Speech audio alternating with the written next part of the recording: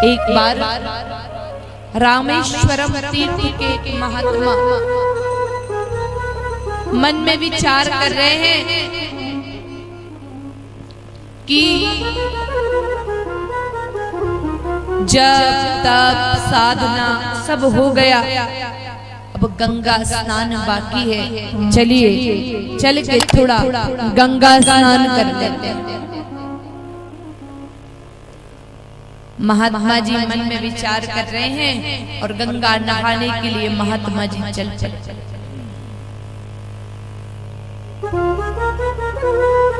गंगा जी के दर्शन किए बड़े प्रेम से, और दर्शन करके मन में ये धारण किया अब मैं गंगा जी में नहाऊंगा, नहा करके मुझे आनंद मिलेगा, पवित्रता मिलेगी। तो जैसे ही अपना ऊपरी उपरना हटाया और गंगा जी में पैर रखा, महात्मा जी के मन में एक शंका उत्पन्न हो गई, संशय पैदा हो गया। और महात्मा जी जल से बाहर आ गए कि जब तक मुझे इस गंगा जी के बारे में पता चलेगा नहीं, तब तक मैं गंगा में नहाऊंगा भी नहीं और गंगा घाट को छोड़ करके जाऊंगा भी नहीं।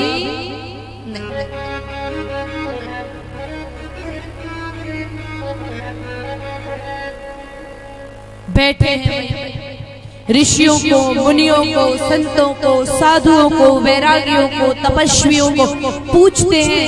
अब संशय क्या आया? जैसे ही महाराज मध्य में पहुंचे, इधर भी लोग नहा रहे हैं, इधर भी लोग नहा रहे हैं, आगे भी लोग हैं, पीछे भी, चारों तरफ मनुष्य ही मनुष्य स्नान कर रहे हैं। बाबा जी तो डर गए कि भैया मैंने तो अपनी जिंदगी में कोई पाप किया नहीं और ये ठहरे सब पापी, सब पाप ही धोने आए हैं। ऐसा तो नहीं कि मैं गंगा जी में डुबकी लगाऊं और मेरा पाप तो है नहीं तो निकलेगा क्या?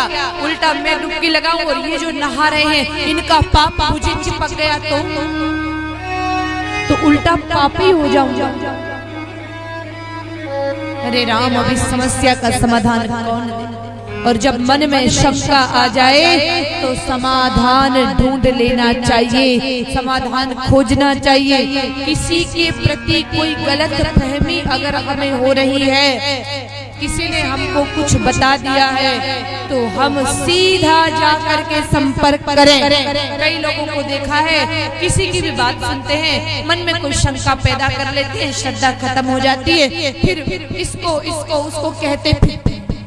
किसी की भी अगर हम जिसके बारे में पूरा ज्ञान नहीं रखते, हमें पूरी जानकारी नहीं है और कोई हमें कुछ आके कह रहा है, तो बिना सबूत के, बिना प्रमाण के और बिना उस व्यक्ति से बात किए हमें वह बात आगे पहुंचानी नहीं चाहिए। हम उसी व्यक्ति से पता कर ले जिसके बारे में लोग कुछ कह रहे हैं, उससे सीधा इधर उधर पूछेंगे तो कोई कुछ कहेगा, कोई कुछ कहेगा। जिसके प्रति शंका पैदा हुई है, जिसके प्रति संशय हुआ है, हम उसी को जाकर के समाधान पूछ लें तो ज्यादा बढ़िया है। अब लोग ऐसा तो करते नहीं है, विचार किसी के प्रति आया पूछते किसी को है, उसे पूछो अम्बालाल जी के पास क्या करो। जिसके प्रति मन में संशय है उसी से सीधा जाकर के संवाद कर लेना, इससे गलत फहमियां बढ़ती हैं बीच में। अब बाबा जी को तो बड़ी भयंकर दुविधा, ये गंगा मैया सारी दुनिया इनकी पूजा करती है, सारा जगत इनकी पूजा करता है, और यही गंगा मैया पापी हो गई। अब मैं नहाऊं तो नहाऊं कैसे? इतने सारे पापी हैं, ये डुबकी लगा रहे, अब मैं भी डूबूंगा तो मैं भी पापी हो जाऊंगा। सबको पूछा, लेकिन किसी ने उसका सही उत्तर नहीं दिया। तब महात्मा जी सोचते हैं, इधर उधर क्यों पूछें, गंगा जी को ही पूछ ले। दोनों हाथ जोड़ करके गंगा माता का ध्यान किया, और जैसे ही गंगा माता का स्मरण किया, गंगा माता प्रकट हो गई कन्या का रूप लेकर के। बोलो महाराज, क्या बात है, क्यों याद किया? महाराज कहते हैं, माँ आया तो था मैं डुबकी लगाने के लिए, स्नान करने के लिए, लेकिन मेरे मन में एक शंका है। गंगा मैया बोली, बताओ क्या शंका है? महाराज कहते हैं, माँ आप इस धरती पर आई, राजा आपको तब तपस्या करके लेकर के आए, तब से आप बही जा रही हैं, बही जा रही हैं, बही जा रही हैं, और लाखों करोड़ों पापी आप में डुबकियां लगाते हैं, आप में स्नान करते हैं, अपना पाप धोते हैं। माँ अब तक तो आप पापी हो गई, इतना पाप धुल रहा है, इतना पाप धुल रहा है, अब तक तो आप पापी हो गई होंगी। गंगा मैया कहती है, नहीं महाराज, जितनी पवित्र मैं पहले थी उतनी पवित्र मैं आज भी हूँ।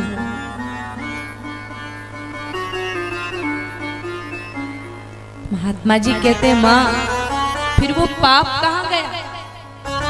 गंगा मैया कहती, महाराज आप उसकी चिंता मत करो, आप तो अपने आराम से नहाओ और आराम से अपने आश्रम को चले जाओ, आपको कोई पाप नहीं लगेगा।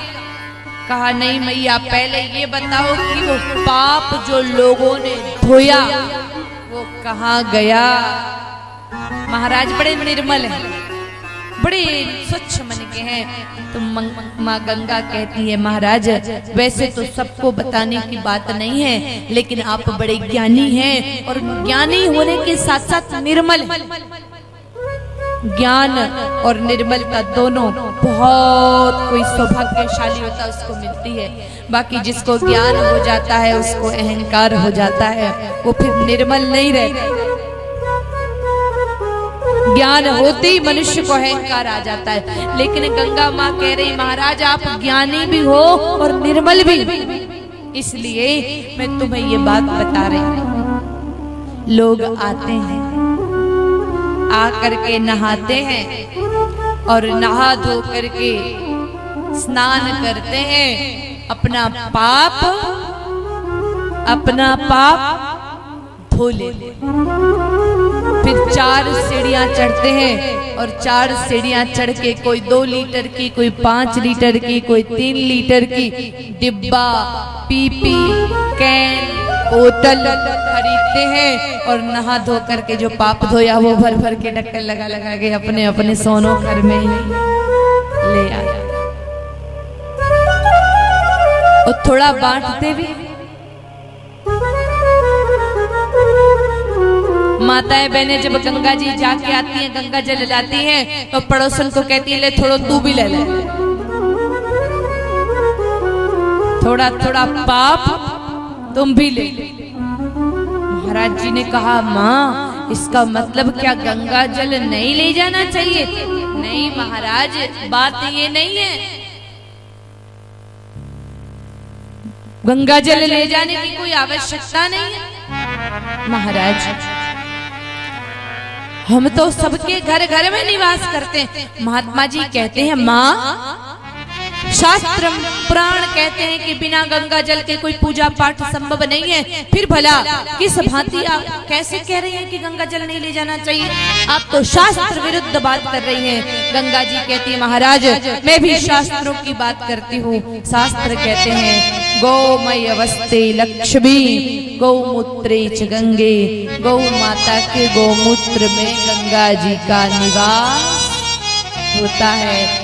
गंगा जी कह रही है, यहाँ आओ, नहाओ और आराम से गंगा जल ले जाना है तो ले जाओ, लेकिन जब आपको पूजा करनी है, पाठ करना है, पवित्र स्नान करना है, और गंगा स्नान की घर में बैठे बैठे इच्छा हो रही है, तो अपनी गैया मैया के पास जाओ और गौ माता के पास जा करके प्रेम से गाय माता के गौमूत्र की 11-21 बूंद जल में डाल दो, पूरा जल गंगा जल हो जाता है और गंगा जल सारे समान फल प्रदान करता है। वह गौमूत्र युक्त जल गंगा जल के समान होकर के सारे पुण्य प्रदान करता है। घर घर में गंगा है।